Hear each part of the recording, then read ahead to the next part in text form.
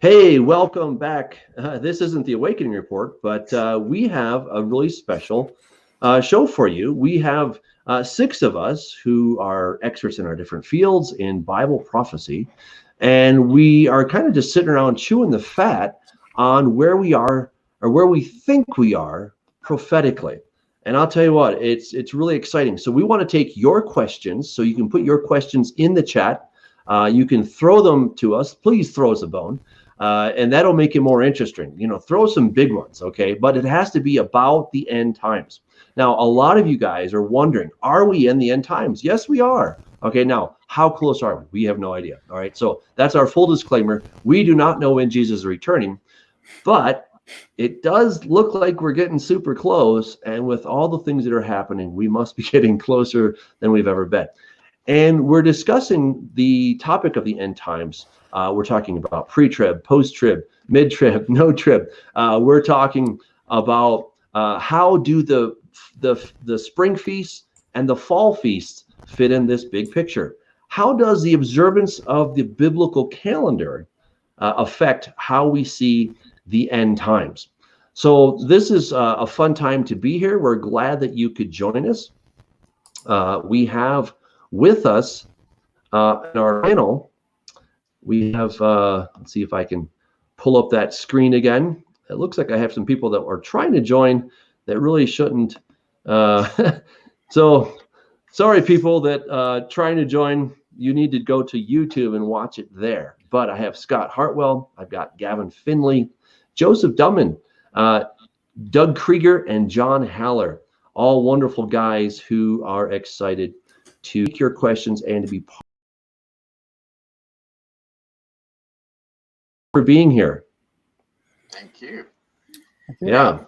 And Doug, we moved over to your channel because I'm an idiot and don't know really how to run things. So we had a Zoom call, and maybe we can get that back up later for other people to watch, maybe on your channel and some other channels where we sort of introduced ourselves, went over some groundwork, but I kind of was it's just something God put on my heart to get a bunch of different guys together that really, we all have some different opinions right now, and I don't even like to call what I have conclusions, but different beliefs about how things might play out. Some of us are more wiggly than the others. I'm very wiggly on exactly when the Lord will return. I've got some thoughts on that. So I reached out. I've talked to Doug Krieger and Gavin on the phone. I've talked to you. I've talked to John Haller. Somebody saw mine in your video that we did where the 7,000 year plan of the Lord, that my belief in that. And they put me in touch with Joe, and me and Joe had a good 3-hour conversation the other night about the Jubilees and how he viewed it. And it's just odd that we're all coming to a similar belief / conclusion.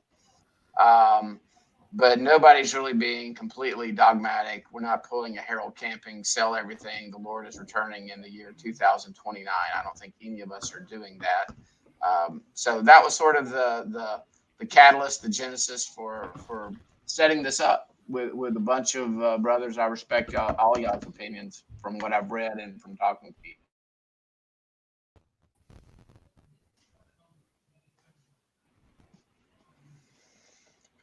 Very cool. Well, let's discuss kind of a question. Let's talk about. Let me throw something here, Scott. This was your idea, so throw us a bone here. I really believe how we know that Jesus, Yeshua, fulfilled the spring feast to the day and to the hour.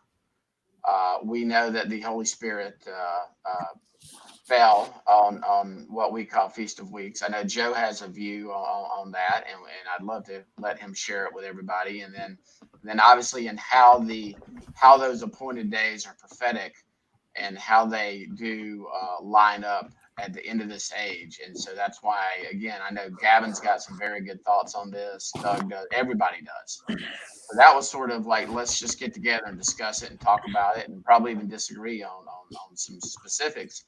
But I thought it would be educational because this information, like we talked about earlier on the Zoom meeting, is out there now. nobody really even knew this until we saw a lot of our Jewish brethren coming to faith in Messiah.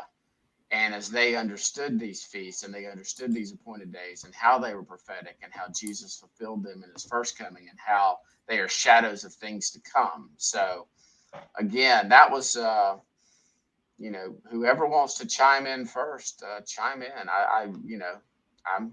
We sit around and we go where the topic leads us. Don't be shy. Well, I suppose we could talk. If you're talking about the feasts of Israel, that would be my darling topic. I read Zola Levitt's little booklet, The Seven Feasts of Israel, back in around 1980 when I came to the States, and it was a revelation to me that there was a layout of the Feasts of Israel, and I can do a quick little 5-minute screen share to show you basically what I started to see at that time, and it was rather exciting. Share, and share audio. Okay. So basically, this is what I saw. I'll just do a slideshow out of the PowerPoint here, so you can see basically what the Eureka Moment was when I saw that. I just followed on from Zola's initial little booklet and saw that pretty soon saw that Jesus fulfilled the fourth spring feast in his death, burial, and resurrection. And so that was slam dunks on each of those dates. Nisan 14, he was crucified. He was in the grave by sunset to fulfill the Feast of Unleavened Bread as a sinless unleavened bread of heaven. And he rose from the grave 3 days and 3 nights later on the sun, basically the beginning of Sunday, right at the end of the Sabbath. And then on the 50th day out from there, we saw the fulfillment of the Feast of Pentecost when the Holy Spirit fell on the 120 in the upper room. And there we see a church that was 100% Jewish. And then 3.25 centuries later, no, actually less than that, 300 years later, we had a church at the Council of Nicaea that was 100% non-Jewish. So these are interesting questions. Why did all these things happen?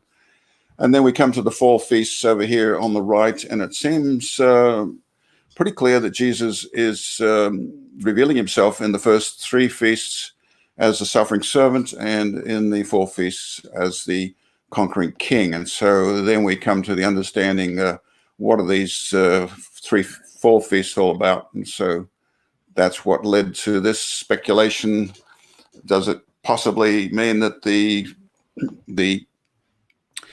next 2 fall feasts due to be fulfilled, Yom Teruah, or the Feast of Trumpets, initiates the final 7 years, and might the Day of Atonement, seeing it looks like it's a legal judgment day, and we've got 2 attorneys here, so they might agree that this is a final gavel fall right here, and leading into the day of the Lord. So, and then the question is, how does it lay out? And lo and behold, it looks like a perfect fit in certain 7-year periods between Yom Teruah, Feast of Trumpets, and 7 years later on the Day of Atonement, where we have 86 moons and not 87 moons, and that would mean certain 7-year periods. And so we were looking at certain years back in 2014 to 2021, and that was a perfect fit for 25-50 days. We also saw in 2017 to 2024 a perfect fit again, 25-50 days. We've got a perfect fit again this year for 2020 to 2027, 25-50 days. And again, in 2025, we have another perfect fit of 25-50 days between the 2 feasts. So that was what really interested me. For those, hey, let me real quick, Joe. For those that we all probably know exactly where you're drawing from, and you're drawing, I believe, from Daniel 12 and those extra 30 days that are mentioned in Daniel 12, the 1260 plus the 30 plus the 45. So Yes. maybe take about a minute to again, we all know what you're talking about, but Okay. but a lot of the audience. Yes, can they see this? Can you see this slide here, Yes. Scott? Okay. Yes. Well, Yes, if you look at the two little blue squares on the right-hand side, that represents the 30 days that you're referencing. And so that relates to what the angel Gabriel told Daniel in Daniel 12:11 when he talked about the 1290 days. So there's an extension beyond the 1260 days of the tribulation, which we have to ask ourselves what that might always be. And so I believe that would probably mean that we could add our 1260 days for the first 3.5 years to the 1290 days, and then we get the 2550 days. That's what was interesting, because it's a perfect fit between the next two feasts. I put this up back in 2003, 2005. I expected people to pay attention to it, but nobody seems to be paying attention to this at all. It's remarkable to me because it's so wonderfully precise, and it's a slam dunk. So that's basically what my particular thing is with respect to the latter days. I'm seeing a 7-year period floating out there in our future. We don't know when it's going to begin, but we can have a pretty good idea that we'll begin on a future Feast of Trumpets, and it will terminate on a future Day of Atonement, Day of Reconciliation, Day of sentencing, Day of pardoning, Day of accounting, Day of the gavel falling on this particular day, which leads into the Day of the Lord. We cannot have an execution of a legal judgment. We can until the legal judgment has taken place, and I believe that the legal judgment is the last day, the day of judgment, the judgment day at the last day at the end, which is when the trumpets of Jubilee blow, and that fits in with all the musicians who say, "For unto Zion comes a deliverer in the year of Jubilee." So that will lead on to our Jubilee conversation. I'm going to stop there and let somebody else carry on from there. No, and that's why I read your stuff several years ago and was intrigued by that. And did Krieger leave us? Because he's also he fits in with some of his teachings, the 45 days, and how they may factor into this final end time period. But Joe, I know that you would probably differ with Gavin, but tell us a little bit how you look at the Jubilee cycles and how they're prophetic, and I know you have a different you're going to have a different take than probably the Gavin or myself or John and all of us. We have more, I guess, of a standardized view of the Daniel 70th week. I think from talking to you factored in, you think those are Jubilees. Is that correct? Yeah. I'm muted, right? You can hear me, right? Yeah, you're good. Yeah, I've been trying to pull up my charts here so I can show, because Gavin's hitting on a bunch of nerves here, but my computer's freezing. It's just driving me crazy. Just explain it to us.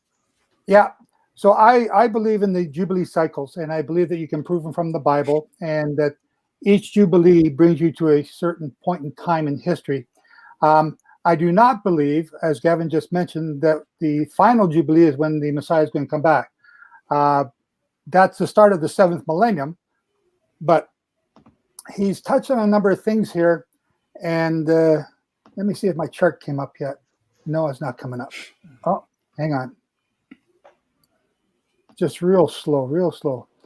Anyway, in the Jubilee cycle, and Gavin's touched on it, because the holy days are important. If you don't know the holy days, if you're not keeping it, Doug said the same thing. And there is an awakening coming that people are starting to realize we need to know about the holy days in order to understand prophecy. And by the time you figure it out, you're going to miss all the events. So, all of us trying to teach people to learn about the Leviticus 23 holy days that God told us about. So if we're not doing that, we miss it. And just like the Jews, they missed Yeshua when he came there the first time. We're going to miss the two witnesses when they come. We're going to miss all this stuff going on because we're on a wrong schedule. So that's sort of what I started doing the Jubilee Cycles, not to set dates or anything like that, but just to learn the Jubilee Cycles, basically. But once I learned them, I started to see all these patterns. And John Holler is talking about patterns. He likes patterns. So all these patterns were coming out over and over and over again. And that led me to my first book, The Prophecies of Abraham, because of all the patterns in the Jubilee Cycle. Each Jubilee Cycle repeats itself throughout history. Not all the time, but at certain key times, they are repeated. So from that understanding, the last Jubilee year, or the next Jubilee year, is going to be the 2045. And let's see if... Hey, okay. Joe, can I let me just say something. The year 2045 is very interesting, and I want to make a full disclosure that I have not been looking at Jubilee years. Okay, I definitely keep the weekly Sabbath. I keep the feasts. We may disagree on when Passover happens. I think we're in the Feast of Unleavened Bread right now, but I'm open to discussion on that. But the year 2045, I think, is fascinating because I have kind of come to that same general time frame, but on a very different. I've gotten there a very different way. And let me just take something else. People that keep joining the studio, you have the wrong link. So if you can hear me, you need to get off this link and go to youtube.com/Doug Hamp. And that's where you need to be. I'm going to keep kicking you off the studio because you're not supposed to be here. Okay, so I don't know if they could hear me or not, but anyway. So yeah, the 2045 is interesting because the transhumanists are talking about 2045. As I'm kind of looking at things, I would suggest that's going to put us at the time of the abomination of desolation. So I think we're coming to the same general ideas, but from different angles, which I think is really cool. So yep. Go on. And I go back just to 2 days is 2 days. A day with the Lord is 1,000 years. 1,000 years is a day. And I'm not setting a date, and I don't know what year Jesus was crucified, resurrected, and ascended. But 2 days later is what I 99% believe. And it actually, what's weird, Doug, is Joe, and from talking to him, he actually, with what he has been studying, he agrees, even though he's saying 2045. It's very interesting that we're all arriving at something similar from so many different backgrounds. There's a big button there that you haven't heard yet, but Scott may have heard it. The but is 2045 is the next Jubilee year. The but part is what Gavin started to hint at, was the atonement, which I believe is in 2033. Now, some of you, from what I understand, is you're going 2,000 years, so it's 2000 or 2027 for the start of Yeshua's ministry. 2,000 years later, 2031 when he's killed, or 2032 or 2034, depending on which theology you've subscribed to. As 2,000 years after, that's when the tribulation starts or ends, and so you got to come back 7 years from that. So it's real close, 2024 for some of you, depending on what theology you hold to. But I don't hold to that theology. I didn't start doing this in order to choose a theology. Can you put me back on the full screen here with everybody, because I feel like I'm talking to myself and then I don't know what I'm saying. All I see is me here. We like you. We think you're great. I'm not even dressed up. I thought I had another half hour to get dressed before you said get on here. But 2033, on the Day of Atonement, is when I believe Satan will be locked away to start to get ready to start the 7th millennium, which comes in 2045. Unless those days were short, no flesh will be saved alive. So a day is a year. So unless those years are shortened, no flesh will be saved. So that brings us back to 2033. Why did I pick 2033? I didn't. it says in Luke that as it was in the days of Noah, so shall it be in the last days. As it was in the days of Sodom and Gomorrah, so shall it be in the last days. What's that mean? Well, they're going to be giving marriage and parties and doing all that. No. That's what I always was taught. That's what I always thought. So I'm always looking around, well, we're just like that time. No, it's not. You have to look at the charts. You have to look at the Jubilee cycle when the flood took place. The flood took place. There it is. The flood took place in the 6th sabbatical cycle.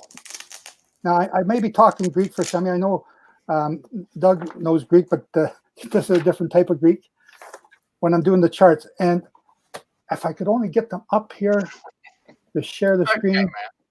There they are. Okay, let me see if I can show you. Share screen. Well, we would, but unfortunately, we keep getting all these people. Gave them over the link. I keep kicking people out, and that's why it's slow. My bad. My bad. I'm trying though. I'm trying. So go ahead and share your screen, and then I'll put it up. I'm not sure. Oh. It says share screen. You have to click on probably application window. No. Where? Hey, and guys, the reason I wanted Joe in on this is he has some really cool stuff that I had never run across, but I am open to learning more. I thought a lot of the work he's done was fascinating. Not saying he's right, but it's fascinating. Okay. Joe, all we see is a black screen currently, so make sure that you've shared the right screen there with us. Did Krieger leave us? We're getting there. Yeah, we left him. He left us. Here we go. All right, and we do have a lot of questions. There's people that want to ask questions, so we can see that, Joe, but it's super small. I'm trying to magnify it. It's taking forever. I'm sorry. I mean, my eyesight isn't that bad. Now, people that are waiting with questions, we plan on getting to your questions. I saw one comment. Somebody said, "Can we please extend this to keep it going forever?"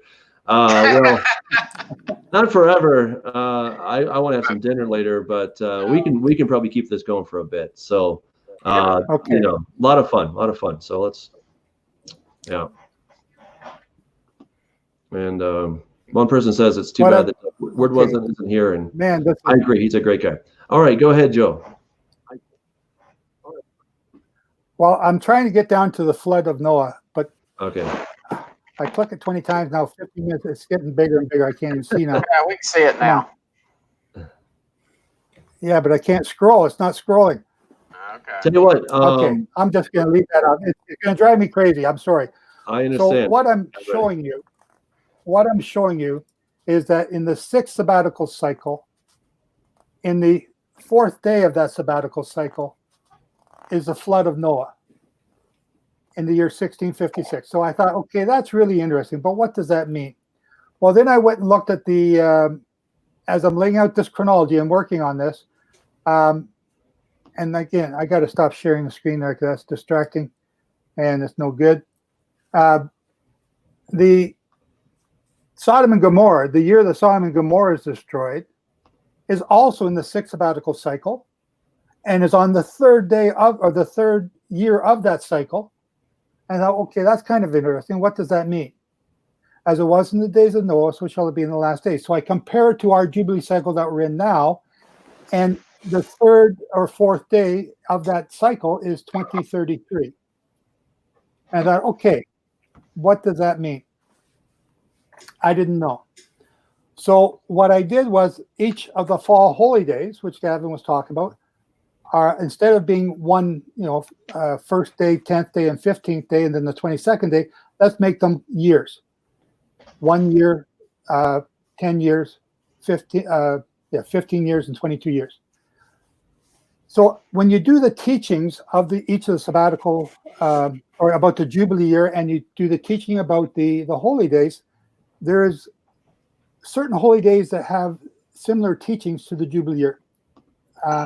The 8th day is one in particular. So the 8th day feast is a separate feast day after the Feast of Sukkot. And it's the most special holy day of all. It's what all of Christianity is working towards and wants to be a part of, but they don't know anything about that feast because they don't keep it. So the eighth day, the the eternal eighth day. day. Yeah.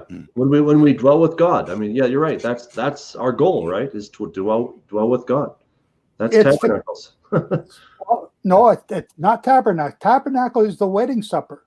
Okay. It's the wedding feast. It's 7 days of being married. Fair enough. The last great day. Fair enough. Well, Maybe the last great day, I believe, Yeah. is the 7th day.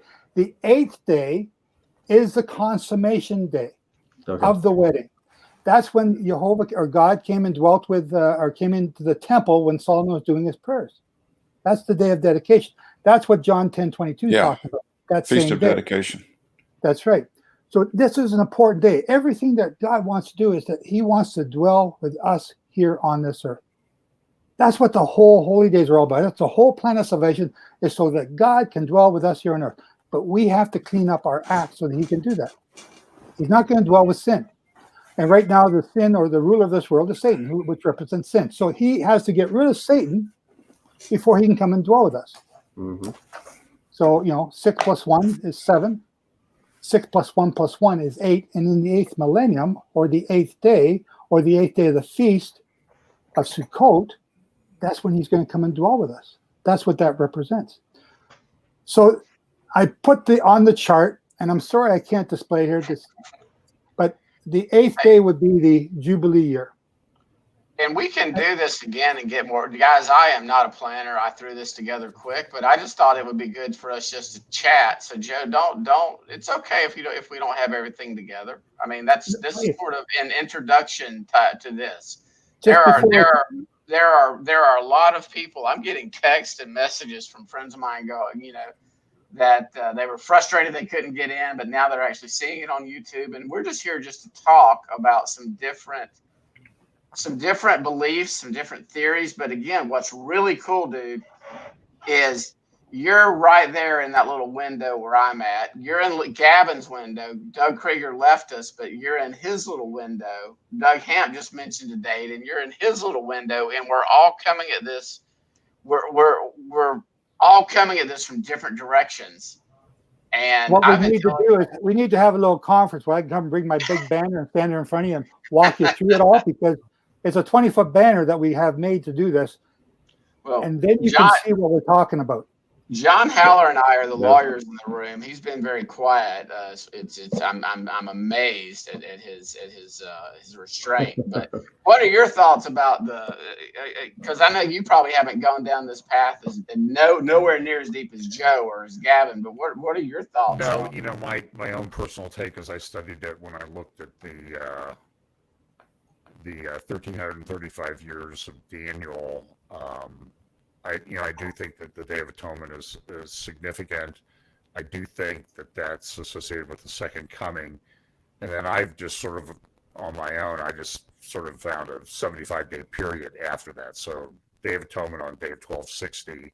And I know this may not square with everybody else's chart, so I'm just throwing it out there. And that 75 days after the Day of Atonement always puts you into the Feast of Hanukkah, the Feast of Dedication. So I just thought there was some significance there. I've talked about it before, but again, I'm not dogmatic about it. I think that, and I don't know how that squares with Joe because I'm not familiar with his work. Well, if we look at the Day of Atonement and use that as, or the Jubilee year of 2045 and make that the 8th day, that makes 2044 the 7th great day of the Feast of Sukkot. And let me just get back here to my books chart. And that makes 2038 the first day of the Feast of Sukkot. And 2033, counting back 5 more years, would be the Day of Atonement. And 2024 would be the Feast of Trumpets, significantly, overlaying the fall holy days with the Jubilee cycle. So what I found was that the flood of Noah and the destruction of Sodom and Gomorrah lined up with what is the Day of Atonement in these charts. And that was interesting. So then as I started doing the charts more and laying out the chronology of man from the creation of Adam up until our time today, which you can only do when you understand the Jubilee cycles, I found out that the lifetime of Abraham, there's a number of events in Abraham's lifetime that had significant meaning to our time. Jacob's lifetime, there was an event there. And then Joseph's lifetime, the 7 years of plenty and the 7 years of famine. And initially I dismissed the 7 years in Joseph's time because they did not fit into a sabbatical cycle. They started in the middle of a sabbatical cycle and went to the middle of the next one for the first 7 years of plenty. And then they went 7 years of famine from the middle to the middle of the next Jubilee cycle or sabbatical cycle. And it did not make sense. And one of my friends told me, relook at that and look at it seriously because it makes tons of sense. And what I found was when I overlaid the Joseph's Jubilee cycle over top of our current Jubilee cycle and compared it year by year, the start of the 7 years of plenty, which represents the 7 years of plenty for Egypt, started in what we would call 2020. 7 years later would be 2026. And then 7 years of famine, which started in 2026, would end up at the end, what I'm saying is 2033. And I thought, wow, okay, so I got the flood, I got Sodom and Gomorrah, and I got Joseph's 7 years of famine and plenty, all connecting here in 2033 when I overlay each of these Jubilee cycles on top of each other. And I thought, well, what's going on? What am I seeing here?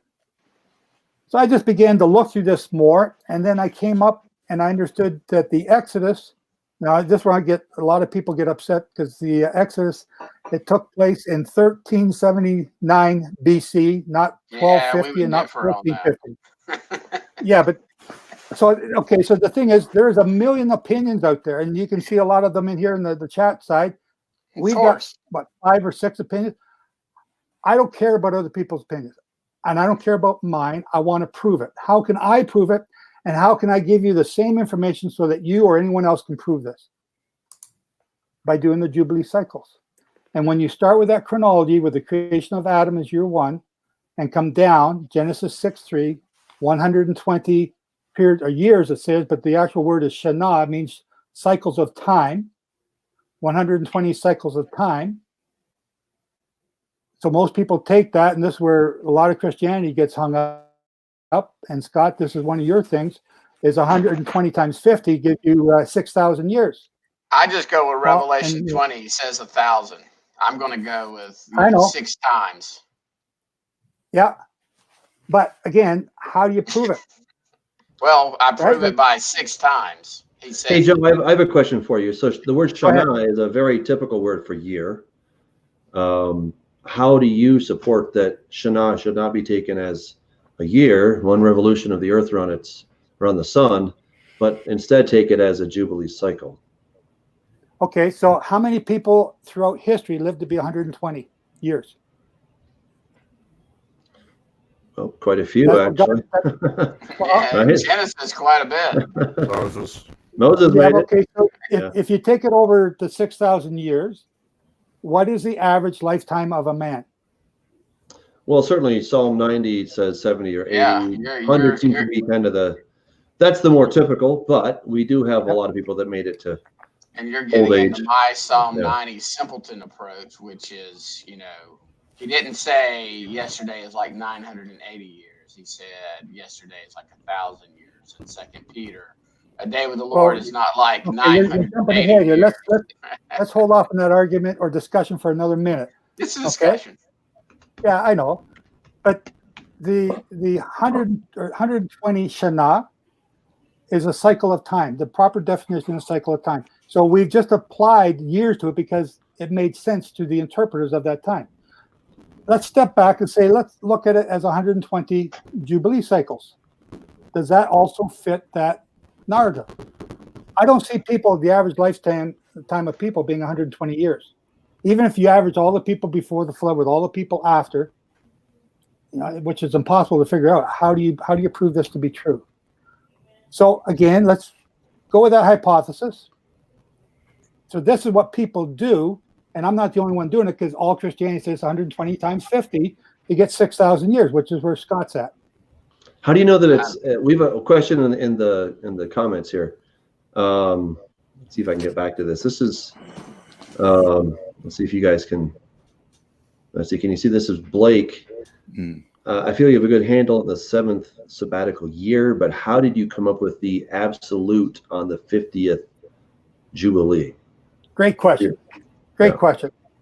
Okay, so if we go to Leviticus 23, why don't we go there? I'll just pull it up my screen. Leviticus 23, you have, well, okay, let me, Doug, just ask you, how do you keep Pentecost? When do you keep Pentecost? When do I keep Pentecost? Yeah. Well, I count 50 days from first fruits. First fruits, yeah. So when is first fruits? This is an important question. Well, we just had it. It's the first day of the week, right? Yeah. It's the first day of the week. It's on Sunday. Oh, somebody pulled it up on the screen. Good, thank you. So Pentecost is actually 50 days later. You use simple math. Yeah. 49 days later. 49 days later, the 50th day. Correct. The 50th day. And what is, so in Leviticus 23, where are we? Go down to, pull it up there on, I think it's around verse 10.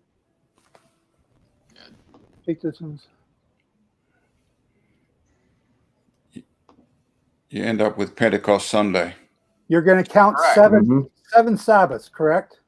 Yes. And then the next day. And then the next day. Tomorrow after the 7th Sabbath is the 50th day, which is also the first day of the week. Yes. Yeah. Correct. Yes. Okay, so now when you count the Pentecost Sunday, do you count 49 for Saturday, the 7th Sabbath, 50 for the first day, and then do you start counting to the next Sabbath as 1, 2, 3, or do you start counting 2, 3, 4, 5? The 50th day is the first day of the next Jubilee cycle. No, hang on. We're doing Pentecost Sunday right now, Gavin. Oh, same thing. Yeah. It's So the 50th day out, counting the Omer, 50th day out from first fruits is Pentecost Sunday, and that would be the first day of the next Omer cycle of 49, 7 sabbaticals as well, which is probably a mirroring of the Jubilees as I see it. It is a mirroring. So what I'm saying is Sunday is the 50th day, but Sunday is also the first day. Does that make Monday day 1 or day 2? Day 2. Day 2. So if Monday is day 2, now we go to Leviticus 25. We read the exact same thing. Count 7 years. And when you get to the seventh sabbatical year, the year after that is the 50th. Okay? And so it's the exact same thing as Pentecost. So the 50th year is also the first year in the count. Yes. So if you count on a piece of paper, you count 49, 50, and then you count 1, 2, 3, 4, 5, 6, 7, you have an 8-year block of time.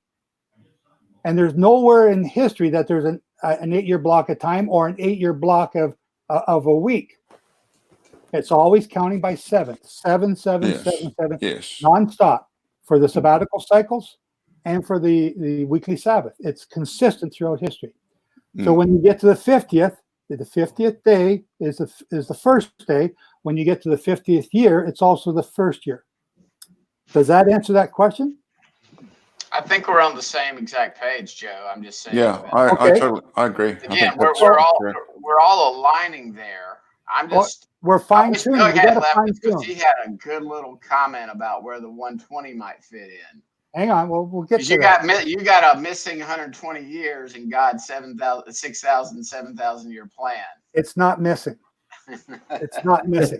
What is missing is our understanding of from a Greek mindset to a Hebrew mindset. That's what's missing. I just when the Bible again, I'm gonna go. Hang on, I know you're dragging. Bible says 1,000 years, Joe. It also says, so now go back to Genesis 6:3. We're talking about 120 periods of time. And I'm saying it's 120 Jubilee cycles. 5,880.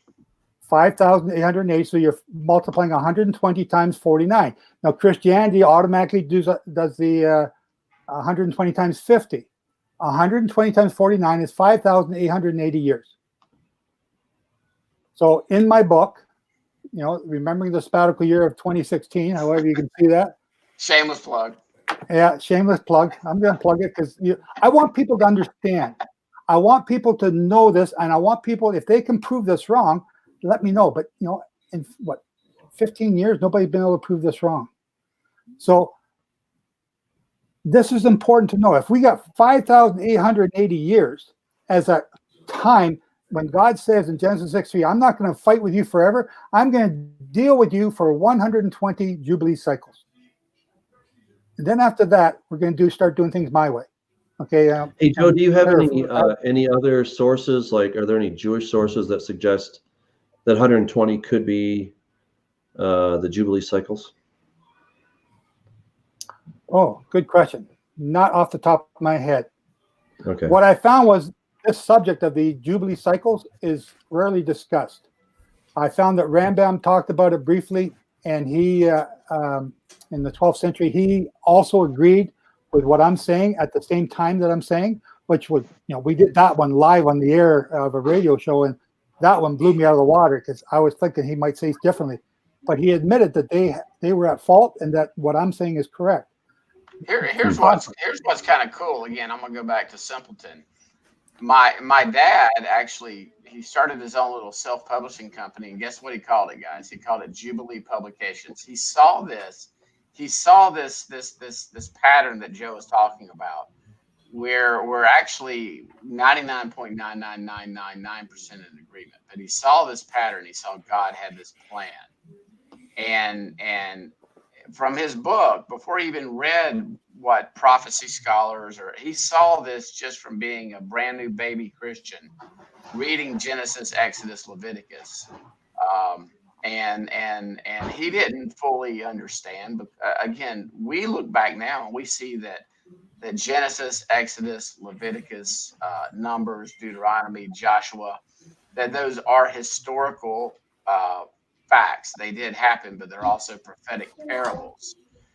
Once you see that, the Bible just comes alive. In other words, history will repeat itself, that pattern.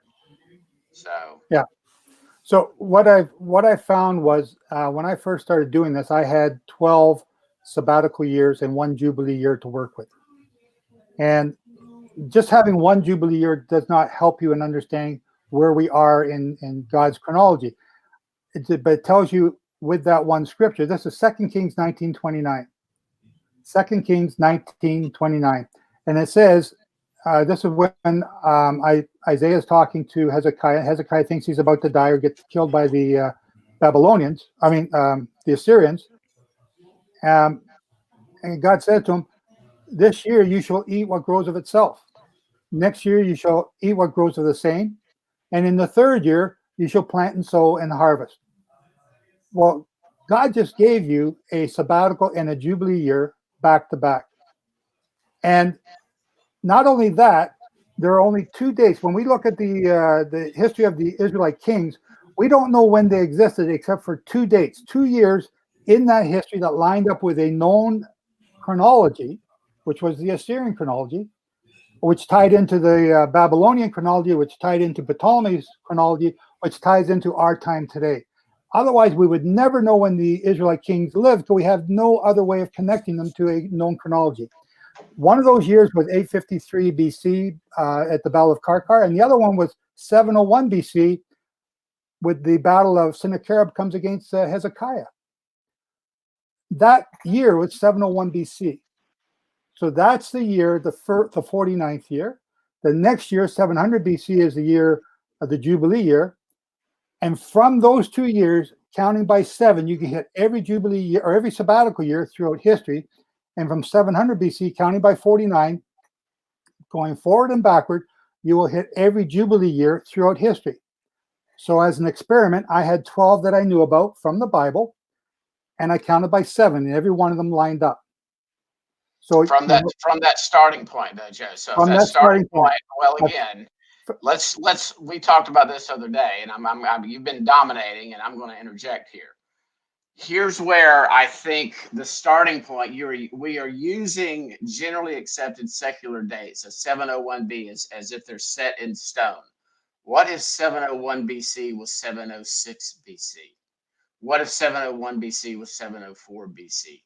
that's sort of, I don't want to say my argument or point, but we are basing a lot of dates that are ancient, and we are coming to this from those established starting points. And again, we're aligning 99%. I'm saying, what if your calculations just might be off, just like I've told Doug Krieger, who left earlier, that he had a great chronology, but he started from generally accepted dates. And I said, Doug, what if you're off 3, 4, 5, 6 years? Again, all your dates are going to prove out exactly what you're talking about, but perhaps they might be off 3, 4, 5, 6, 7, 8 years. So we can say, what if to the cows come home and never. Well, I understand what I'm going to say, but you're using 701 BC as a firm, set in stone biblical date, and it's not a biblical date. You're using secular history to establish that starting point. And again, I'm not saying you're wrong, but I'm also not going to say you're correct. But you have to prove it. I don't want you to believe me. I'm not trying to. I'm wiggling. You have to prove it. No, I don't. We're talking about the end of times, and we're going to know when we get there. We're getting really close, and you may be 100% correct. If you don't prove anything, you can be wiggly about everything. No, right? no. What I say about my website is you have to prove this. And the only date, there's only 2 dates in Israelite history that we can connect to our chronology today. And we can only connect that chronology through Ptolemy to the Babylonians, and through the Babylonians to the Assyrians, and through those 2 dates that line up with the Assyrians. We're agreeing. The only thing I'm throwing the monkey wrench into this equation is, what if 701 is 704 or 705? Okay, it doesn't change your calculations at all. It's just it's a starting point date. No, it's not a starting point date. It's a middle date, and you can prove it by all the other things that we find afterwards that I've found. Again, but you have to have some date. We're agreeing. I'm 100% agreeing with you, but I'm saying 701 may not be 701, dude. 701 might be 701 BC, might be 705 BC. That's all. It doesn't throw your calculations off at all. I've gone to some of the top chronologists in the world. I understand. And I asked them about Edwin Field and what's his name? Oh, and I've read 30 chronologies, and I came up with 45 different opinions. And I asked them which of these guys is telling the truth. And they said both of them are. And can I count on the chronology of Edwin R. Thiel? And all these renowned chronologists said that one is like the Bible. You can count on it. No chronologist is like the Bible. I will throw down the gauntlet right there. No. Okay. Well, then we're agreeing. Okay. Look, we're agreeing with what you're saying. I'm agreeing with what you're saying, but what I'm telling you is you cannot throw down the gauntlet by secular history and archaeology that is now, and we would all agree, is about 2,700 years old, by a bunch of Greek historians and Egyptian historians. And the Persians were horrible about their record keeping. That is my whole point, is again, I'm calling it a wiggle room.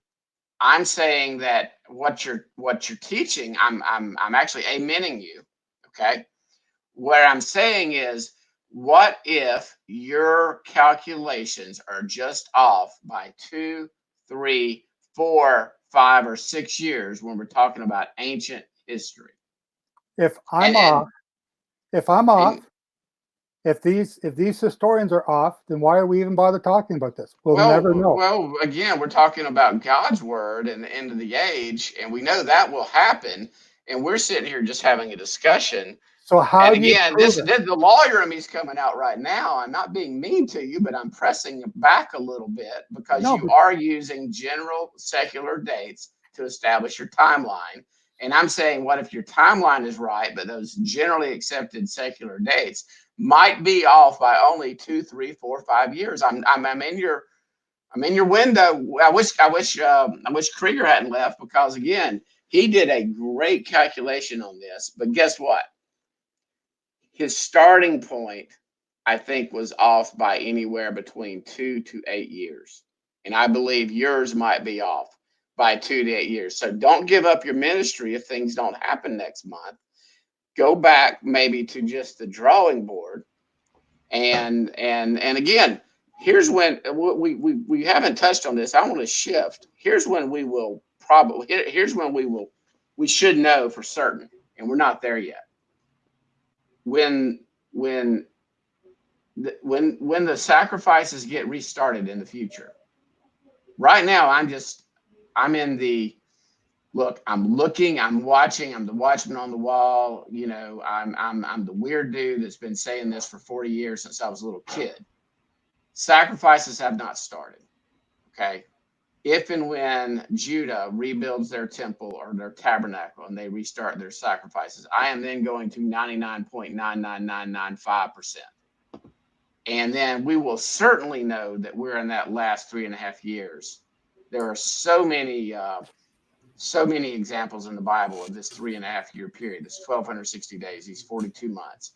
When the man of sin, the son of perdition, stops those sacrifices per Daniel, then we will know we're in that final 3.5 year window. I mean, without a shadow of a doubt. And I will be the crazy man screaming from the rooftops if I'm still alive at that time. And I really, at that point in time, I will be saying we won't know the day or the hour because it's the Feast of Trumpets, and that's, you know, your part about the sighted moon. And if I said Turkey Day right now, and there's any Americans listening, they know I'm talking about Thanksgiving, and when we celebrate Thanksgiving. So when Jesus said no man knew the day or the hour, I do believe that was a Jewish idiom for Yom Teruah, for the Feast of Trumpets. Not dogmatic on it. I mean, like, you know, very strong belief, very strong opinion. But I think the Bible was written for us, not to us, and we can't fully understand it without understanding the culture and the context and the history. And so, again, we're talking about end times, and when these things do occur, and maybe we're off by 2, 3, or 4 years, and we're all in the same ballpark, is my point. Hey, so Scott, we're all in the same ballpark. Let me jump in. So, Joe, I just have a question. So, let's make the assumption that your numbers are correct for a minute. What do you think is the end? I mean, where does the end of the timeline take us to? When you start, I've missed that. When you start with Adam, and you start doing the chronology from Adam, and it shows you have to make a connection to the Common Era and the BC era with the pre-flood era, and that's a difficult part. So the only way we can do that is lining up another Jubilee year, and Leviticus 25:2 is a second Jubilee year. There's only 2 Jubilee years mentioned in the entire Bible: 2 Kings 19:29 and Leviticus 25:2. Once you've lined those 2 up, now you got to apply the math equation of 120 times 49, and I have 120 Jubilee cycles. I've done that. I've explained it in the book, and it brings you down to our time today. We are now in the 120th Jubilee cycle. So the 7th millennium is to begin after 2045. But that's not the end. All hell is going to break out before that. Unless those days were cut short, no flesh will be saved alive. So that brings us. So if I'm understanding you correctly, you're suggesting that the end is that Jesus' second coming is 2045. Is that what you're suggesting? The 7th millennium is 2045. His coming is before that. Agreed. Okay. So, well, you know, I mean, when he comes back, it seems to start right in that general ballpark, right? I'm not getting. I'm saying dates, but my window here of his return is between 2024 and 2033 or 2030. Well, okay, so I'm missing something. So you're suggesting that his return is somewhere between say it again? 2024 and 2033. So then what happens in 2045? 2045 is the start of the 7th millennium. So what's happening between 2033 and 2045?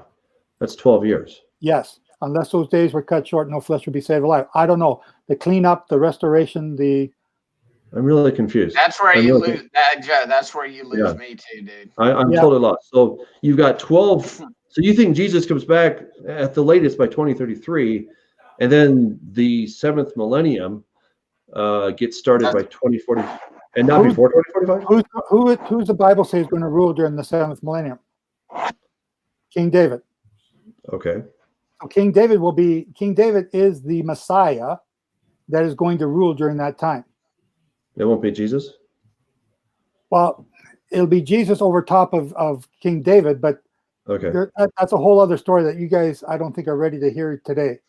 No, I mean, David's going to be resurrected. He is, I believe, David, literally the man David is the prince. But yeah, that's where we would probably differ. That would be a different discussion than what we're talking about this evening.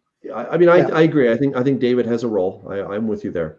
Yeah. Jesus has the top role, right? So, but I'm really confused there, and I guess I thought I was following you, but I'm really not following you, because I think of course I don't know when Jesus comes back, but my speculations lead me to believe that by 2048 seems like he should come back. Okay, I mean, who knows? But you're saying that the last time, the latest he would come back is 2033, and then we've got 12 years where what's happening again? I mean, why don't we just get started right away? Establishing a settlement, starting rebuild Jerusalem, getting it set up. So you're saying that's still the end of the previous millennium, and then the new millennium doesn't start until 2045. Right. The first temple was started by Solomon on his fourth year in 967 BC. So, Joe, does the resurrection happen when Jesus returns? In other words, just like 1 Thessalonians 4 and just like 2033. Okay, so but that's the last is the end of the tribulation. All right, so Joe, this is where I would really push back, because Jesus said that the resurrection would happen on the last day. Mary, who knew her Bible when she was lamenting and sad that her brother Lazarus had died, said, "I know, my Lord, we will be raised up on that last day." So you don't have that last day starting until 2045. And that is where I would really push back on. And again, I just think somewhere I am seeing a lot of what was in your two books that I actually did read that quickly and listen to a couple of your teachings. I can see what you're saying. But you've got, like Doug just pointed out to you on this, you've got a 12-year of nothing land. And I see that when Jesus invades this space-time continuum, the world is a wreck. The world's going to have to be recreated. And it doesn't take 12 years. I mean, if we look at this supernaturally, we all want to believe the Bible, and we all do believe the Bible. We see all the supernatural stuff God has done in creation, and we see the supernatural exodus, and we see all these things. Then God can literally recreate the heavens and the earth and make this earth habitable for his 1,000-year kingdom. Or, again, if you want to call it a 980-year kingdom, that's fine. But I'm just saying that if that resurrection happens on that last day, then we're in that last day, and that throws off you're saying that last day can't happen for 12 years, and that's problematic. Well, no, you're putting words in my mouth. I'm not saying the last day is.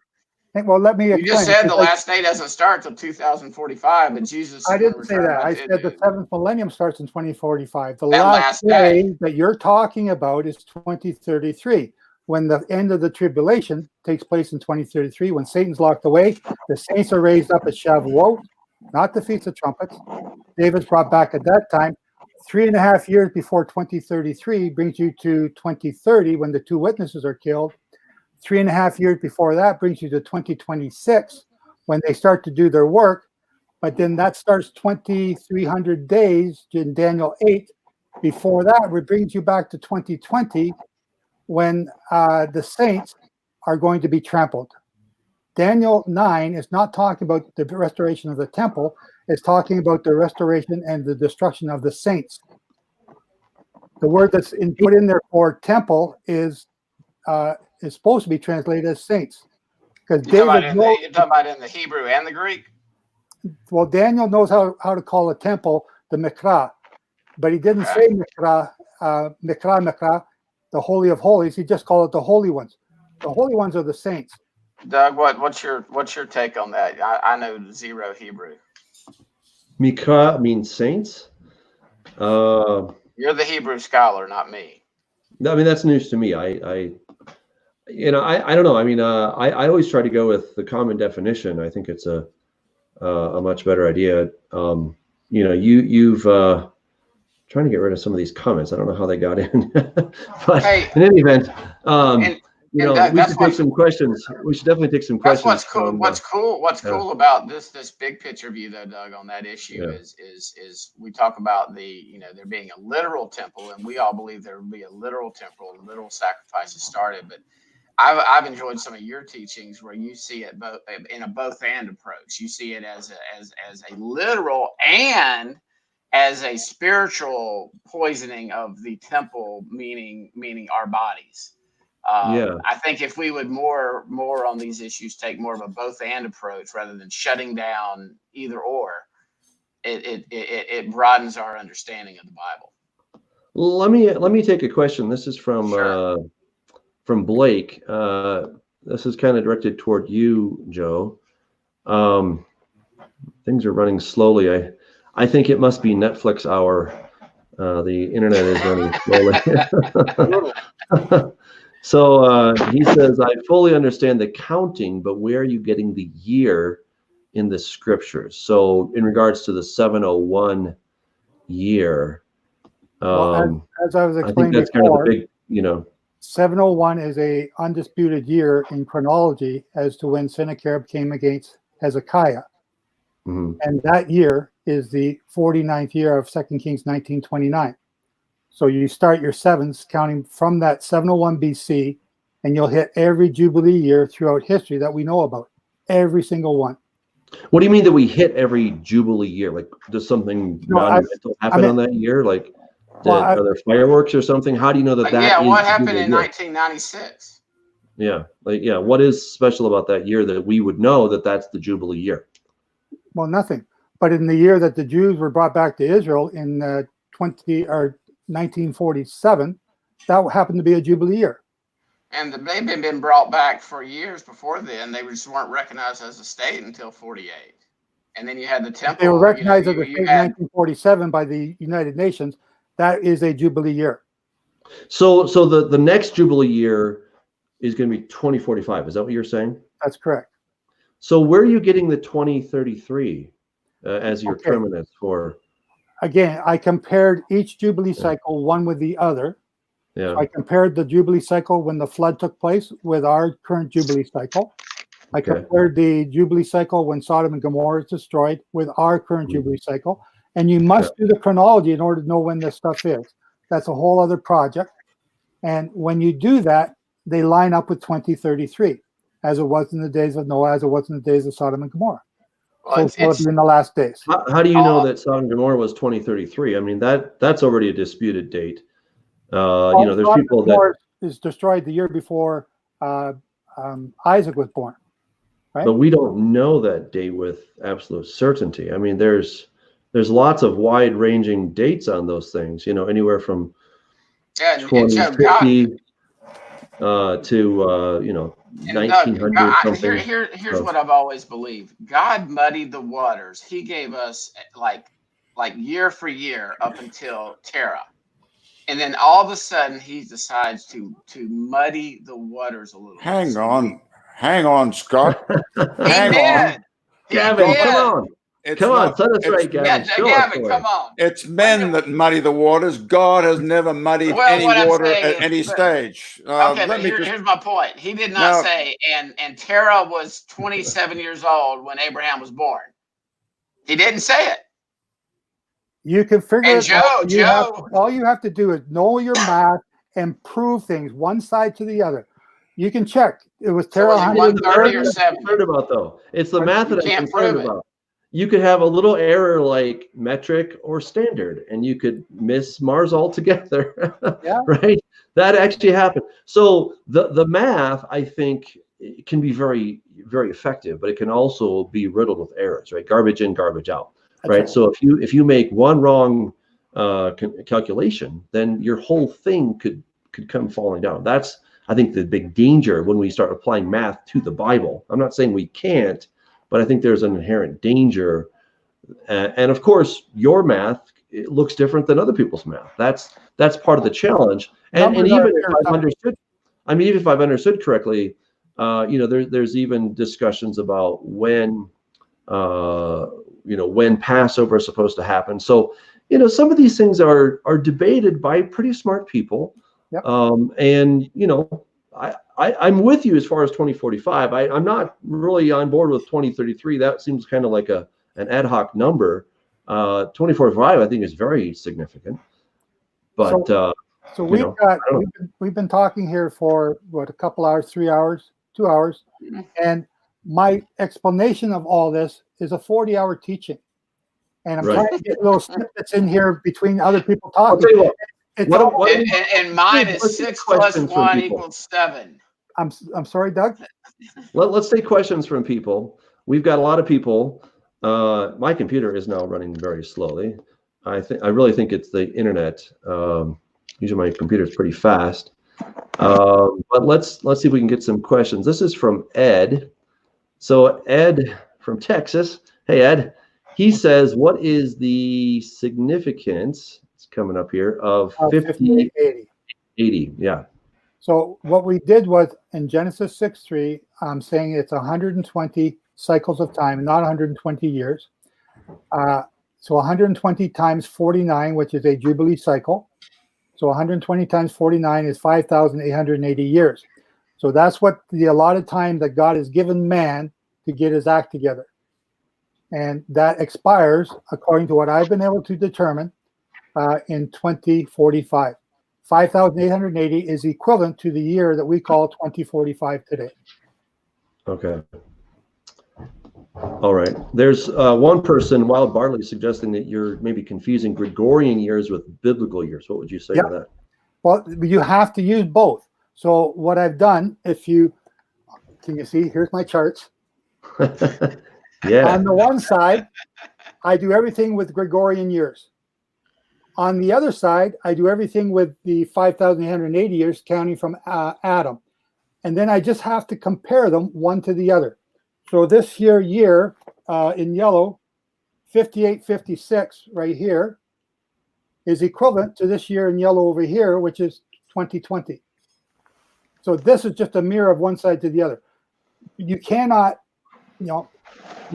go back and forth to the other unless you have something like this chart to keep your brain straight.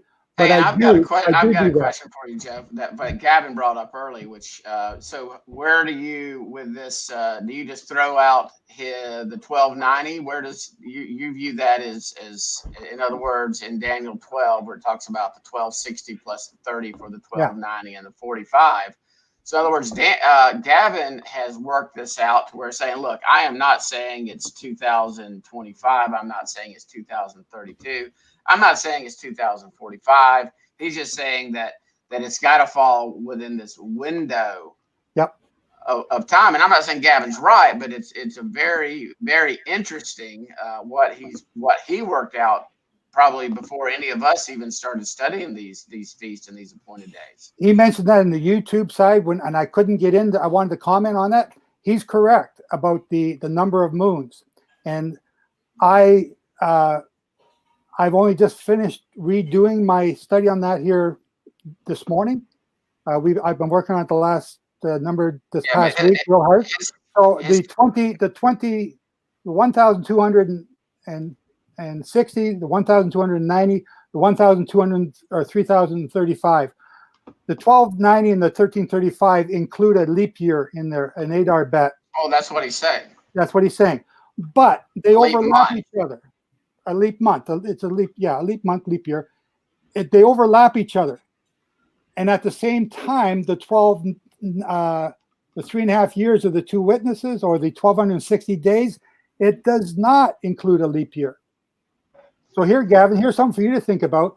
If during that last 3.5 years there is no light, the moon doesn't give us light and the sun doesn't give us light, how are we going to keep track of time? We don't have the moon, right? So I go by a crescent moon to begin the month. So the month is either 29 or 30 days. If I don't see the moon, it's a 30-day month. So during those last 3.5 years, we won't be able to see the moon to know when the month begins. So you have a 30-day month for 3.5 years. What that does is it changes each of the 29 days, which is roughly about half, into 30. Okay, so you're talking about. Let me finish.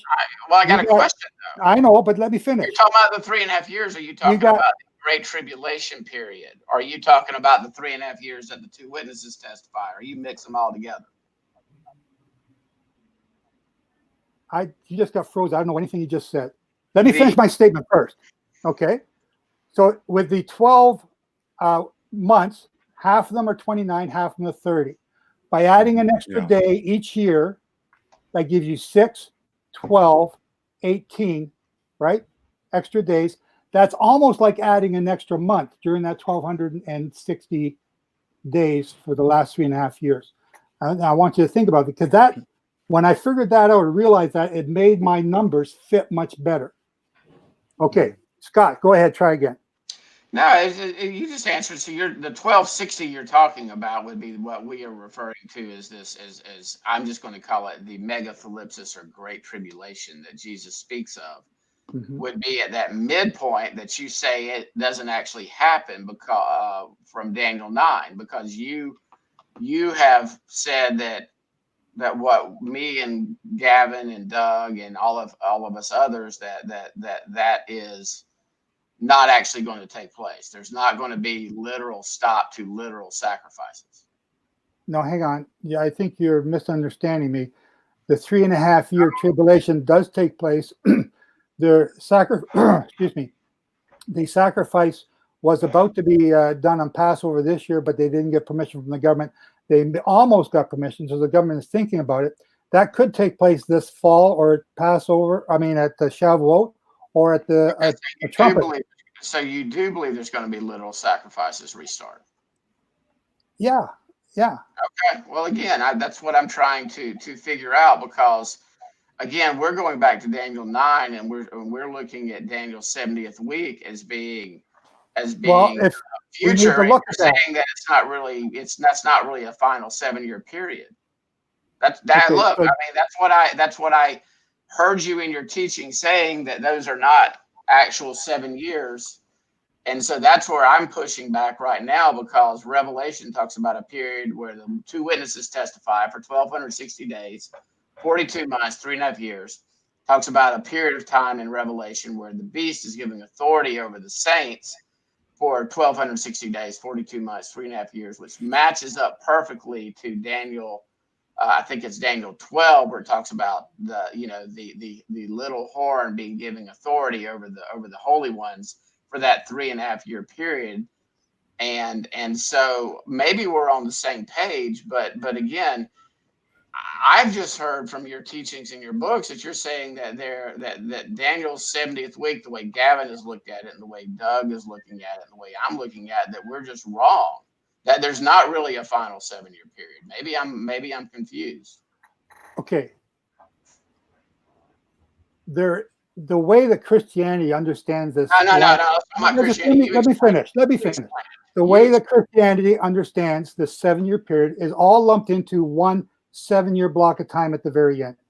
And we bring a lot of that understanding with us into our new walk. Okay, so what I'm saying is that the Daniel is not talking about a 7-year final tribulation. And I'm talking about Daniel 9. Not either, then. I'm talking about Daniel 9 now. I know, but Revelation aligns with Daniel. Hang on, let me finish. No. I'm being my lawyer part now. You're in the witness stand, okay? And I'm going to present my case. But do you agree that Revelation? Do you agree that Revelation has two 1260 day different periods of time, and you can add them up, and it says 42 months? And does that not equal 7 years, dude? The 42 months or the 1260, are they not the same time period? Well, they are 3.5 years, correct? Okay, I just said that, right? And all we're doing is, we're saying Christianity, but we're just linking up Revelation back to Daniel, because that's where a lot of John is drawing from Daniel and Zechariah and the prophets. He ain't making it up. but you're not letting me finish my thought before you interrupt me with your question. Well, again, I want to know what you believe the 70th week prophecy is. That's what I'm No, asking you. Just You're state it. telling me what you believe when you ask No. the question, and you're not letting me finish. Let's let Joseph say what he wants there. All right. So tell us the 70th week from your perspective. Daniel 9:27 or 24 to 27 is speaking about 70 weeks. The word weeks is Shabuah. It's 70 Shavuot or 70 49s, which is 3,430 years. It's not 70 times 7. So when people take that final 70th week and think it's a 7-year block of time, that's what they're doing. That's not correct. It's a final 49-year block of time. So when did that start? Did it start with Azaharias, like most of Christianity assumes? No, it started with Moses at the burning bush in the year 1379. Or actually before 1379. So when you count 70 Jubilee cycles from that time period, how do we prove this to be true? It says, after 7 periods or 7 weeks, Messiah the Prince shall come. My Messiah is a king. He's not a prince. So who's this talking about? Messiah the Prince is King David. He was anointed by Samuel. He was anointed by Judah. He was anointed by all of Israel when he became king. 7 Jubilee cycles after the burning bush incident, guess who's born? King David.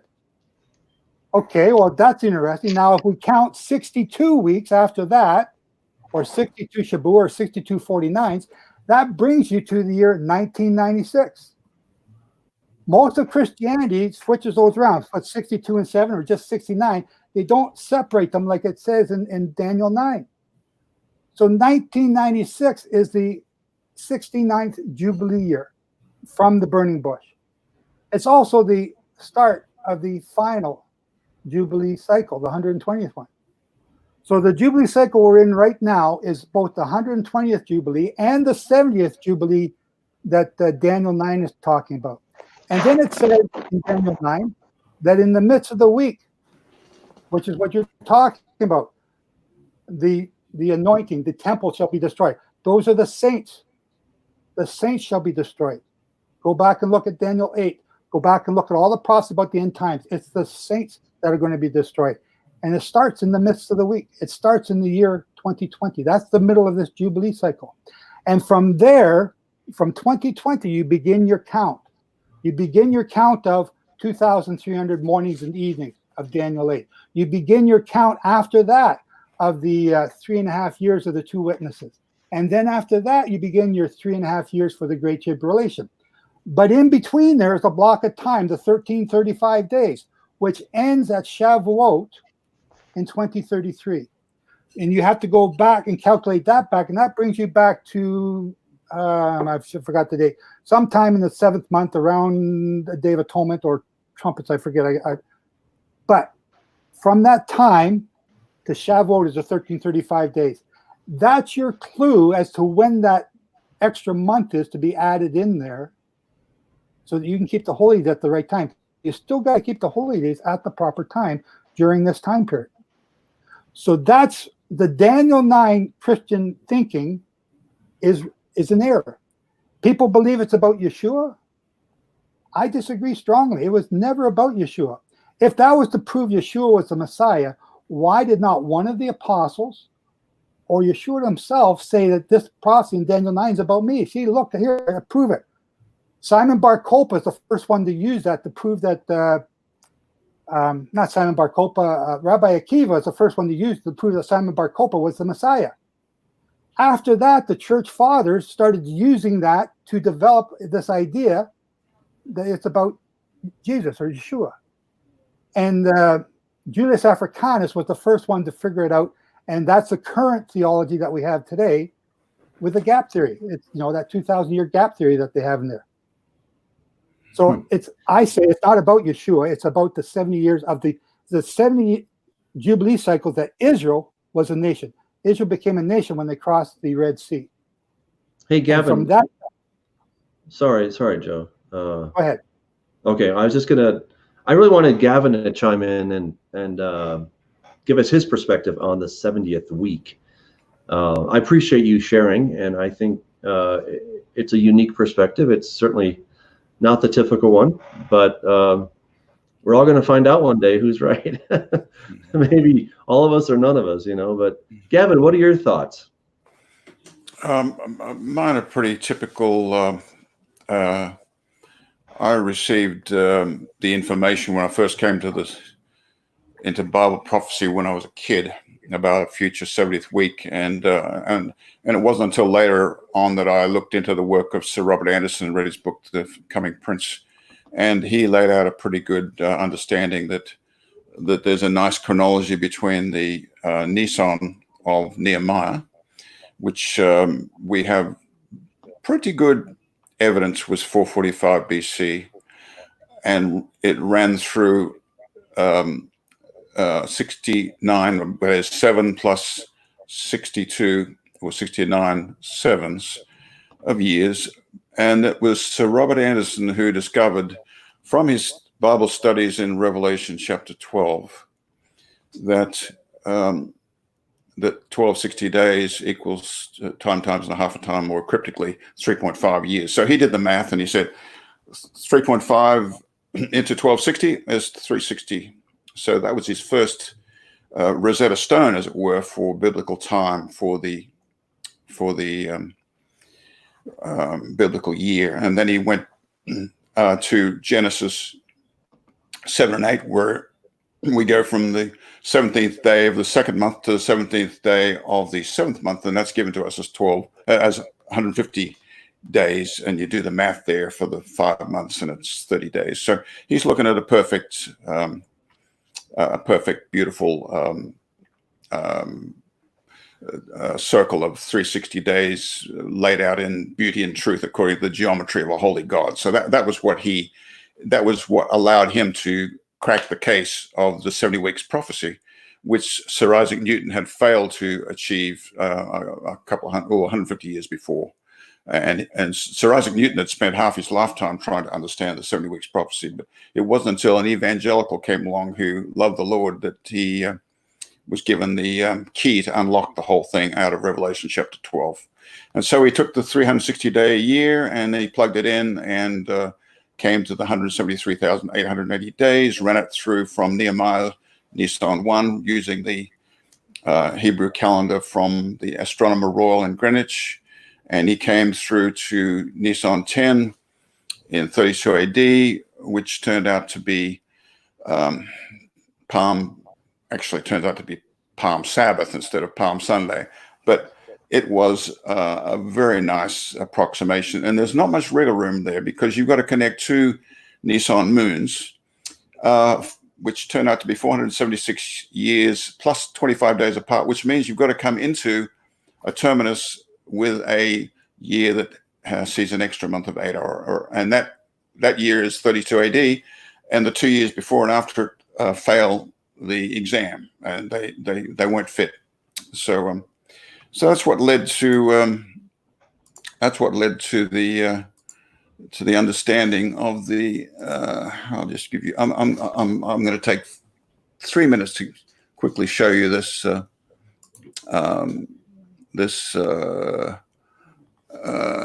Share your screen. Share. Okay. Basically, to show you the layout of how it works. Doesn't seem to be working here. Go to where it says application window. There we are. Okay, yeah. Application window. Share. Share. We're getting closer. There we go. All right, and man alive, what do we got here? Okay, you did it. Okay, right. Let me pull up my my PowerPoint here. Here we go. So that's what Hey, Gavin, we just see the infinite screen. You're not sharing. Okay, here we go. Is that it? Getting closer. Okay, so we're looking here at this beautiful 360. Brother, I'm sorry. Okay. Just try it again. Share your screen, but share the application window. Don't share your. Okay. Don't share your screen, but share your application window. Share the application window. Okay. You see that? Down the bottom, share screen. Yep. And then it'll say application window. So it's the middle tab there. Share You see? Screen sharing works best on good computer. That's Yeah. And then it says entire screen application window. You see that? It just says screen share. But at the bottom it says that. But then in the middle it says, once you open that window, you were close last time. Oh, Yeah. boy. So you Application window. Okay, here we are. there you Application window. No, Right. it should say share. Okay, but now.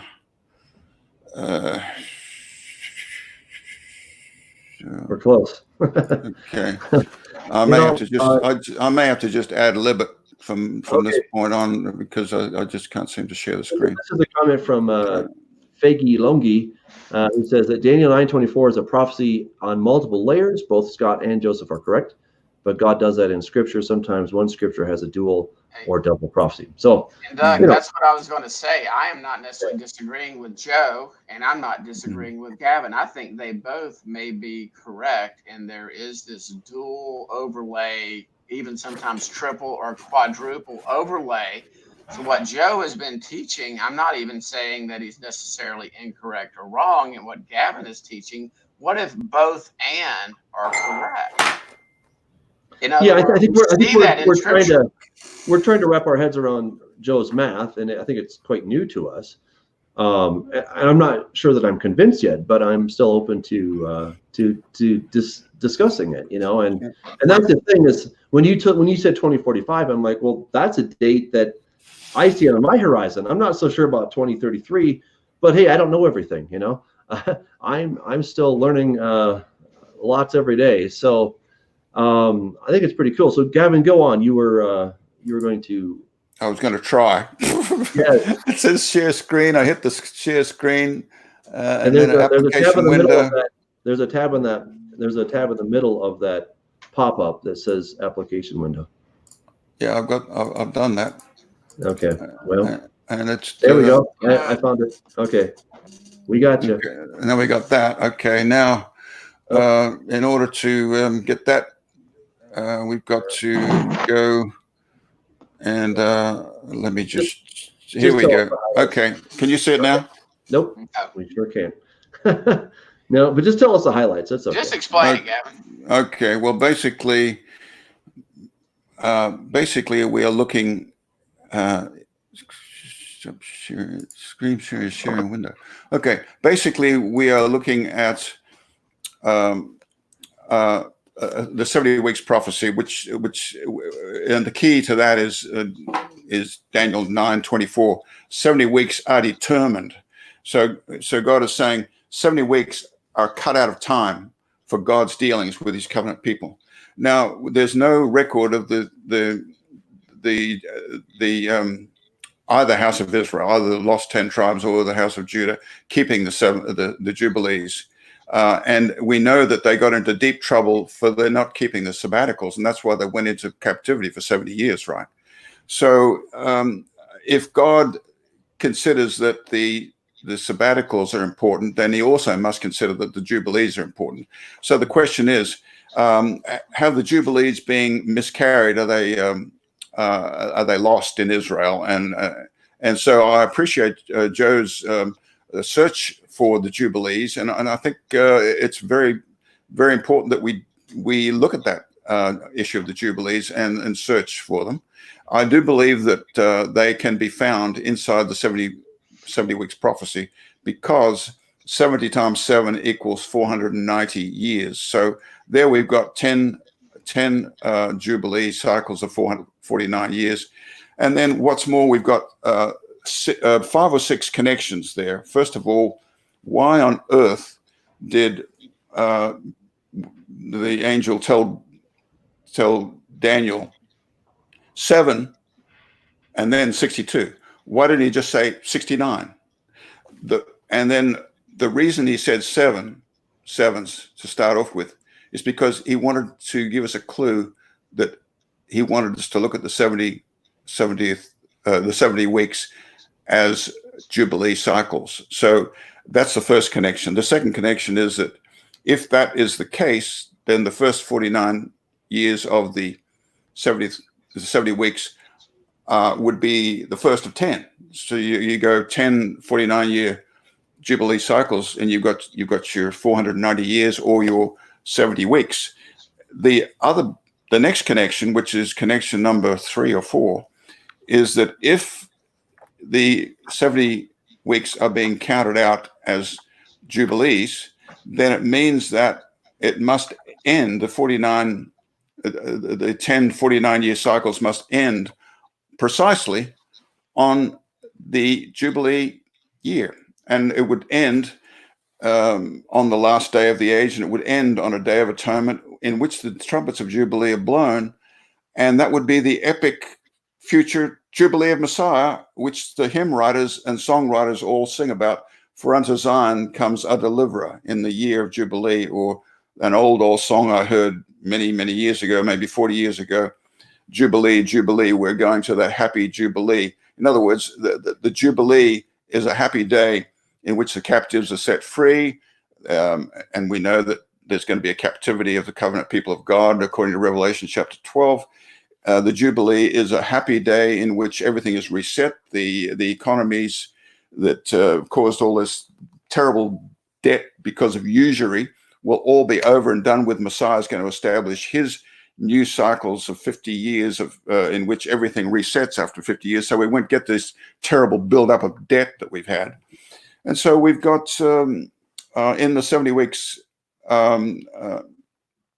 another perspective on the possibility in which we've got our Jubilees stacked away like sardines neatly inside the 70 weeks prophecy. And so that would be my perspective. I know that a lot of interest is coming up on the Jubilees with all this Shemitah year business that Rabbi Khan has put out.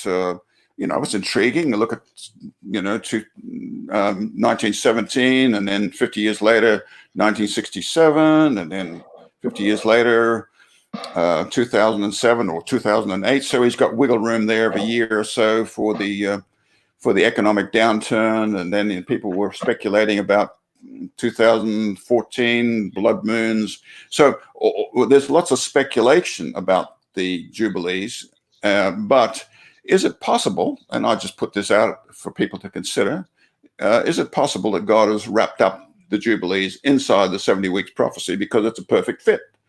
And it ends with a Jubilee, even as it begins with a Jubilee. And so that would mark the beginning of the millennium. So that's basically what I've got to share. I do believe that these two feasts are a wonderful tape measure between Yom Teruah, which we don't study. We don't understand what the word Teruah is because our Bible teachers will not talk about it, even though it's 33 times in the Bible. They won't talk about the Teruah. And then we've got the Day of Atonement. And if we look, just multiply 86 by 29.5, which is the number of days in a lunar cycle, and then add on 9 days, and then you end up with the same thing, 20, 25, 50 days. So God may have laid out in the finals, in the next two feasts that are yet to be fulfilled, the final 7 years of the age, and nobody seems to be paying attention to it. So I find that interesting, but aggravating at the same time, since it's been up on my website for 15 years, So, So Gary Allen says this is all speculation, but it's fun. I think that's a great one. You're right, Gary. It absolutely is speculation. And let's make it clear, we are all speculating here. We do not know. We're trying to crunch the numbers to the very best of our ability, but at the end of the day, we'll have to wait and see how it's going to turn out. And here's my thing, man. Let's take a question really quick here. This is from Blake. He says, question for all, what does everyone think the 5 months time frame is in, I think it's Revelation 9 verse 5, and where in the 3.5 years does it fit? So I believe he's talking about the 5 months that these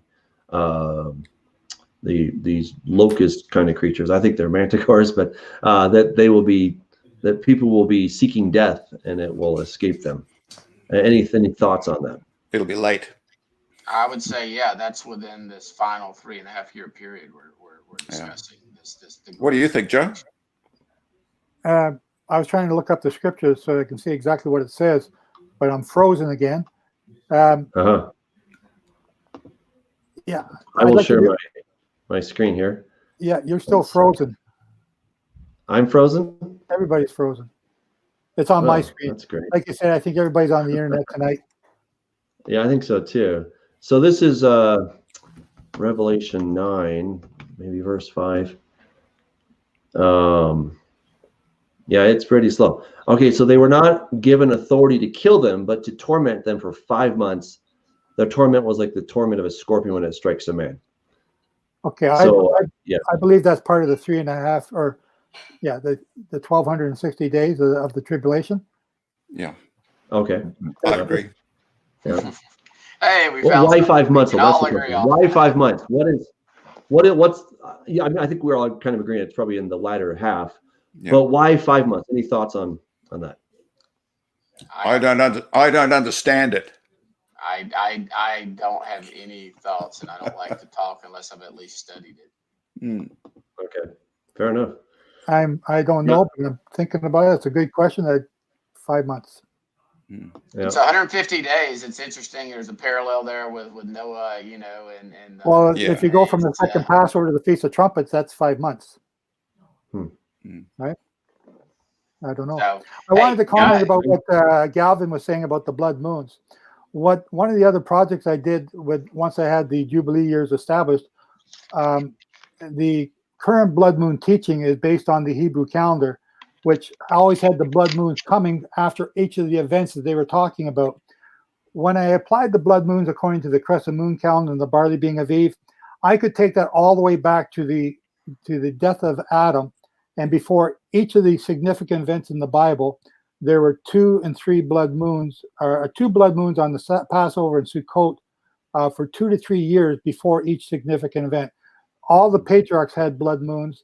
The destruction of Israel had blood moons. The day Yeshua was killed, there was a blood moon. Again, we might not agree on that date. But all these events, when you use a crescent moon and the barley to begin the year, when I go back through history, I can see a pattern of the blood moons, which is why they became significant in Jewish mythology, because they had this repeating. And I think it goes like when a boy who's used to getting the strap sees the teacher coming out with the belt in his hand, he starts to put pillows in his bum because he knows it's coming.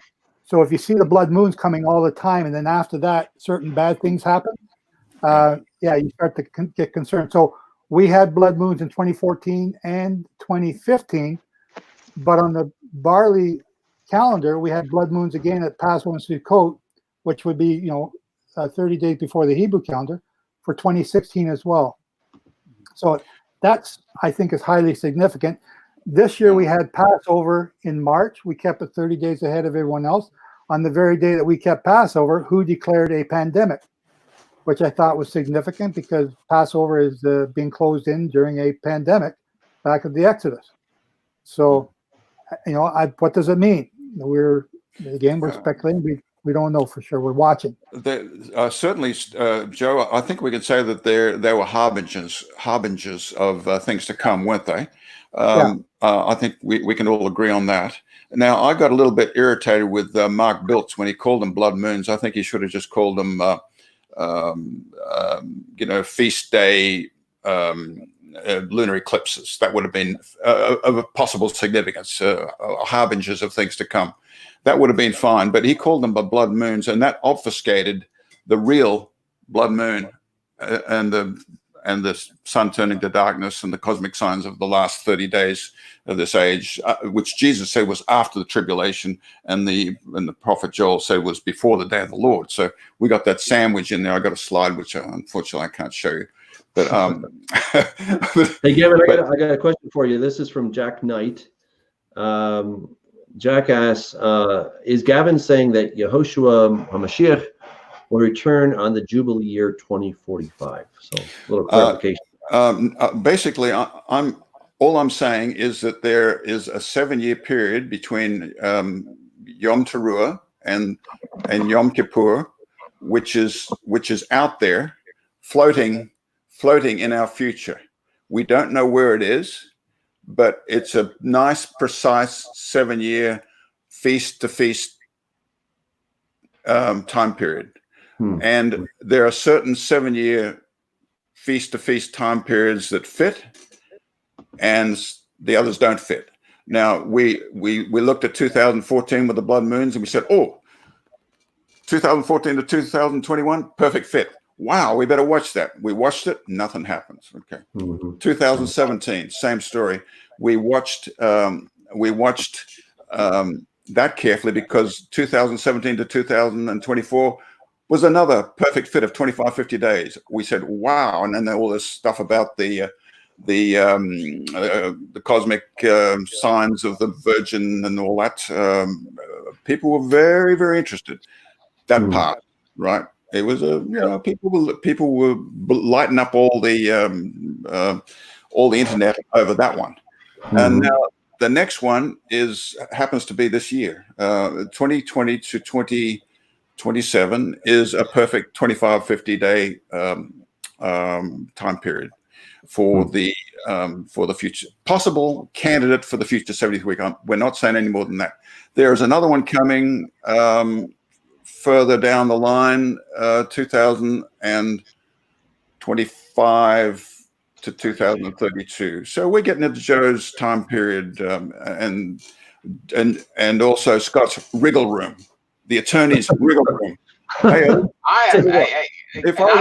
If I was in medicine and I made a diagnosis and I said, oh, it could be this, it could be that, and I had a wriggle room, I'd be given a malpractice suit right then and there.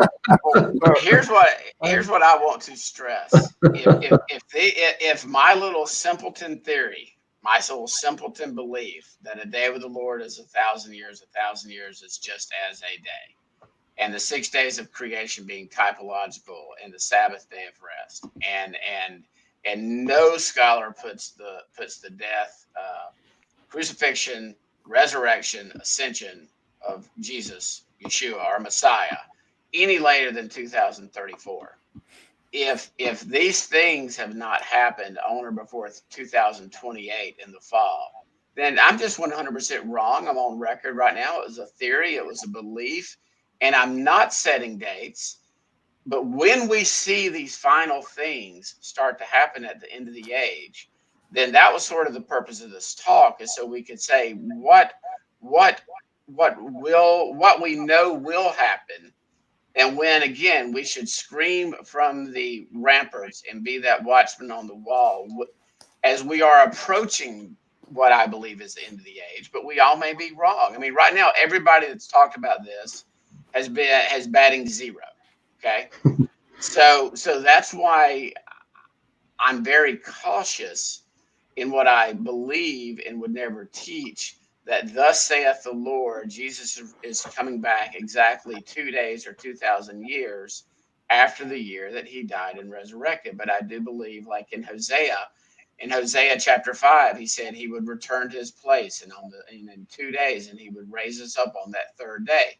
So again, it gets really simple what I'm teaching. I don't need charts. It's my, I don't, but I'm agreeing with what Joe is saying. I'm agreeing with what Gavin's saying. What's weird is I'm saying both of y'all might be actually right in what you're saying. And it could be that dual fulfillment with the Jubilees and the specific Sabbath years and the 70 weeks being 490 years. And they certainly do factor into the Jubilees. And that's sort of my approach, man.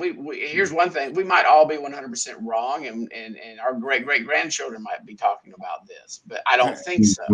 Hang on, Scott. Let me ask you one question. You have said we need to be watching out for the sacrifices. What is the next thing that really is going to happen? I mean, what is the thing that is we are next going to expect to see on the, would it not be the Daniel 9:27 sovereignty giveaway?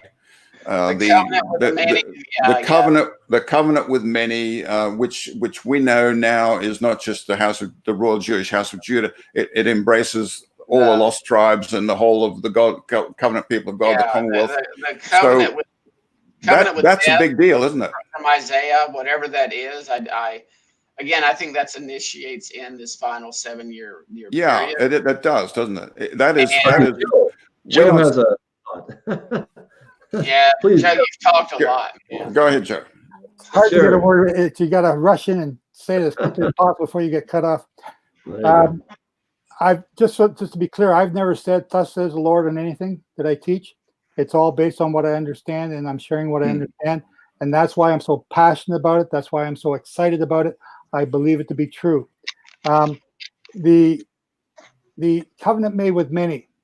Now, that's a huge thing. So it's talking about in Daniel again, a covenant made with many for 1 week, 149-year period. In 1972, the United Kingdom signed an agreement with the common market, a covenant made with many. Actually it was January 31st, 1973, which is still part of the year before because it goes from Aviv to Aviv. 49 years later is 2020, and they are breaking that covenant in December 31st of this year. They'll be finally out of it. Another covenant made with many is the United Nations Environmental Program, June 5th to 16th, 1972. They've now got the whole world signed on to it as of November 1915. The UNEP is today called the Paris Accord, which President Trump has said to be out of, and that won't happen until November of this year. The whole world is involved in that, and this year those two covenants are coming apart. The covenant made with many, and that's what I believe to be the covenant made with many. It's not this little contract between Satan and Judah that most people think. We're not saying that, Jeff. We're not saying that. We're saying that Israel, we the whole ecclesia, the whole church, we don't teach replacement theology. We teach that we who were strangers and we were separated from the Commonwealth of Israel. We are now grafted into and made fellow citizens in that Commonwealth. So in that respect, you're talking to three people that don't believe that Judah equals all Israel. They're our long lost sisters. So yeah, if we believe that there's a covenant with many, then that would involve all of the called, the chosen, the faithful, all the ones that have been called out, which would have to include Western Christendom, where we think most of the lost 10 tribes went before they expanded out to the ends of the earth and became hard to discern. But the thing is that there is a wrap up to all this, and it's laid out very clearly. And I think it's really difficult for any of us to figure out what that covenant is until it happens. In hindsight, I think the problem or the challenge that all of us face is that it's really fun to speculate. And it's usually not till we've had 5, 10, 20 years of history and we can look back and we can say, oh, that's how it happened. Because if we'd been alive in World War I, we would have thought that was the end. If we'd been alive during World War II, certainly Hitler is the Antichrist. I mean, you could have fit all of those things into prophecy. Of course, we know now that clearly wasn't the end. All right. So I think we may be onto a lot of things, and the things that we're discussing may be bricks in this wall. But I just want to encourage all of us to be careful that we don't start assigning, this is that and that is this, and it's this year, that year. Guys, we're almost up to 2 hours. I think we're going to call it quits. This has been a lot of fun. People that are watching, we didn't get to all your questions. I apologize for that. We've had just kind of slow running computers because apparently the internet. If anything you can take away from this is that, All of us have been studying the Bible for a very long time, and we don't have all the answers. But here's what we agree on, that Jesus is coming. He's going to establish his kingdom. Amen. He Amen. is going to reign from Jerusalem, and he is going to be glorious. And he's calling us to be with him. He's calling us to be co-heirs. We don't deserve it, but out of his grace, he's called us to be part of that kingdom. So regardless of when he comes, if it's in the next year, if it's in the next 20 or 200, let's be ready. Let's keep our sights on him. Let's live for him. And we want to encourage you guys, if you're not keeping the feasts already, start. They're so much fun. And we've kind of done some technical stuff tonight, but the feasts are a lot of fun. Right now, my calendar is not the same as Joe's. That's true. But nevertheless, we're still both keeping the feasts. Right now, I'm in the midst of unleavened bread. And it's great. I got to suffer a little bit with some horseradish on Passover. And I got to remember as we ate the story, we got to relive our ancestors coming out of slavery. And there's so much to that. And now for 7 days, we don't eat leaven. And it's a wonderful picture of how we want to get the leaven out of our lives. So regardless of which one of us has more data or whatever, you know what? Let's live for the Lord, because we're not about information. We're about a relationship with him. Information's fun. It's a lot of fun to go back and forth. But let's make sure that we are living for him each and every day. So thank you, guys. Thank you, Scott, for prodding us into this fun conversation. Thank you, Gavin, for your insights. Thank you, Joe, for giving us another perspective to chew on. I appreciate that. And it could be that all of us have a little bit of this big puzzle, and God's like, your part is right, your part is right, your part is right. And then we put it all together and we're like, oh, very cool. Yes, Joe. If anyone wants to get the whole teaching that I'm presenting, we have it it's a 40-hour long teaching at SteadyMoon.com. It's on videos. You can stop it and digest it as you go. It's a little bit easier to understand than what we're trying to do here today, all over the place. But I've just SteadyMoon.com. Click on the videos, you can watch them. Thank you. And Gavin, what is your website?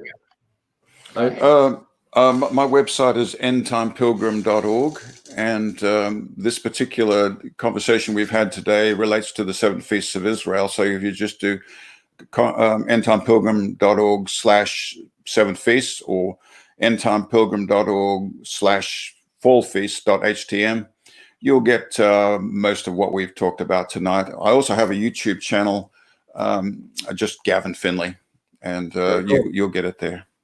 All right. And Scott, what is your website? I've just started it, but it's I've got craftingtheology.org, where I've only got like 1 or 2 articles on it, and then what I call 7,000yearplan.com. But my teaching is not 40 hours. It's 6 plus 1 equals 7. It is a day with the Lord is 1,000 years, and I do believe that Jesus returns 2,000 years, just like okay. No commercials. Only your website. Only your website. That's okay. Not 40 hours. Right. Mine is DouglasHamp.com, so you guys can check it out. All right. Thank you, everyone. Good night. God bless. Good night, everybody. Good night, Joe. Good night, Scott. Thank you, everybody.